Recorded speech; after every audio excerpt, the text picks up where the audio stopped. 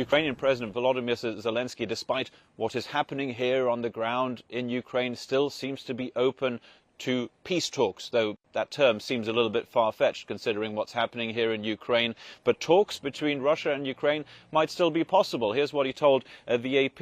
He says, "We don't want to lose opportunities if we have them for a diplomatic solution." This seems very unlikely right now because of the horrors that are being discovered in the likes of Bucha, for example, and also because of the confidence that the Ukrainian people and the Ukrainian military have that they can actually beat the Russian armed forces. Now, while all of this is happening, there was that surprise visit from UK Prime Minister Boris Johnson to Kyiv earlier this Saturday, something that no one was aware of, either in Britain or in Ukraine. But Boris Johnson brought with him not just a message of solidarity, but also some promises of some weapons that Ukraine is going to get. Let's take a listen first to Boris Johnson speaking in Kyiv.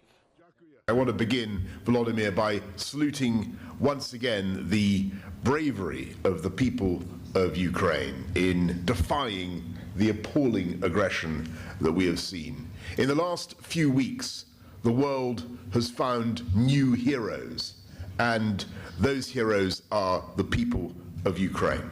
And I think that the Ukrainians have shown the courage of a lion, but you, Volodymyr, have given the roar of that lion.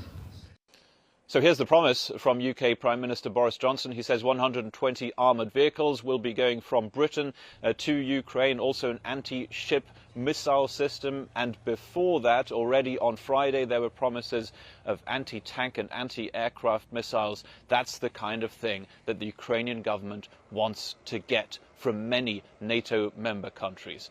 Now let's listen to the Ukrainian President, Volodymyr Zelensky. I'm grateful to the United Kingdom that it continues and intensifies the sanctions, and also that it provides significant support for Ukraine by reinforcing our defensive abilities. The other democratic Western countries should follow the example of the United Kingdom. It's time to impose a complete embargo on Russian energy resources.